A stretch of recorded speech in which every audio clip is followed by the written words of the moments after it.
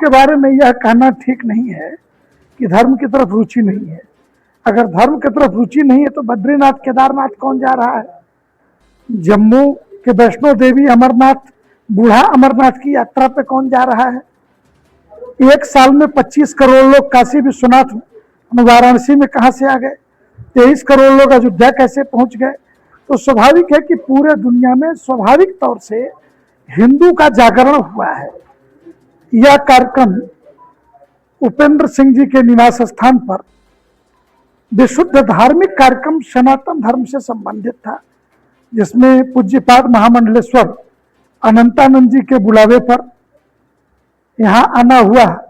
और मेरा मानना है कि पूरे विश्व में सनातन का जागरण हुआ है। इसके परिणाम है, भारत तो छोड़िए, मोहम्मद साहब का जन्म स्थान ओमान में भी मंदिर बन गया, वहां भी मंदिर की प्राण प्रतिष्ठा हुई और बुला करके बनवाया। हम जबरिया वो इस्लामिक घोषित इस्लामिक राष्ट्र है और राष्ट्र के लोगों ने भारत से कह करके कि हमारे यहाँ भी मंदिर बनाइए। तो पूरे विश्व में मंदिर केंद्रित अर्थव्यवस्था की तरफ एक रुझान बढ़ा है और लोग जागे हैं।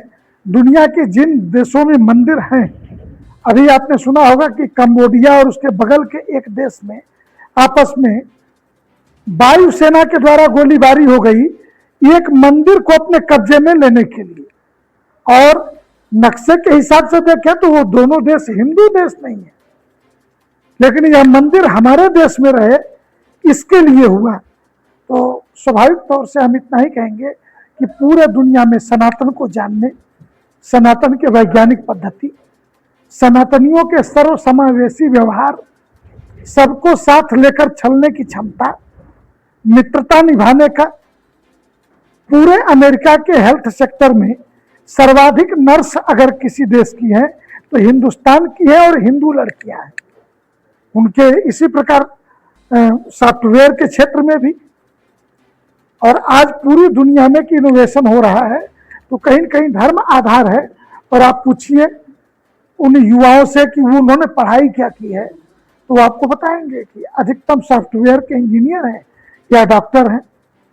ऐसे नौजवान जो तीर्थ यात्राओं पे जा रहे हैं, इसलिए यह मानना है जागरण तो हुआ है।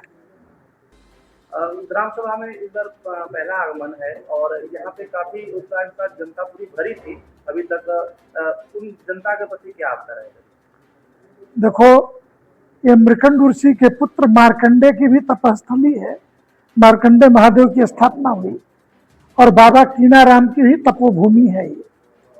तो इस तपोभूमि पे जो पैदा हुआ है, कहते हैं कि लंका में सब लोग 52 हाथ के, तो ये मान के चलो कि कम से कम चंदौली जिले का चाहनिया वाला ये जो हिस्सा है ये तपोभूमि का हिस्सा है।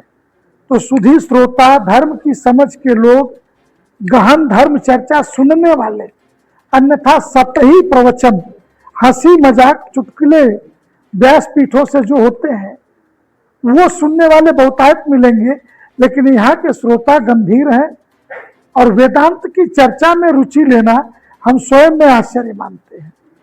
प्रवचन के दौरान गुरुजी आपने जेनजी का भी जिक्र किया था कि आज के जेनजी जो है कि काफी आगे निकल चुके हैं, बट उन्हीं जेनजी में भी कुछ ऐसे भी लोग हैं जो सनातन के विरोध में बातें कर रहे हैं। ऐसे विरोधियों के लिए आप एक धर्माचार्य के तौर पे क्या कहना चाहिए? लाखों साल पहले बड़े बड़े साधु संत ऋषि तपस्वी होते थे तो कालनेमी नहीं पैदा हुआ था। और दूसरे कि जिनके खानदान में बाई डिफेक्ट ऐसे जैन जी पैदा हो गए हैं कि जो न स्त्री में गिने जा सकते न पुरुष में गिने जा सकते, तो उनको तो प्रकृति ने ही मारा है। तो अब वो सनातन के विरोध में बोला चाहे पक्ष में बोला, भगवान ने हमको बचा रखा है। अच्छी बात है कि वो हमारे पक्ष में नहीं बोल रहे, वो जिनके पक्ष में बोल रहे वही मजाक के पात्र बने रहे। हमें धर्म को आगे रखना चाहिए या राष्ट्र को आगे रखना चाहिए? धर्म नहीं होगा तो राष्ट्र भी नहीं होगा।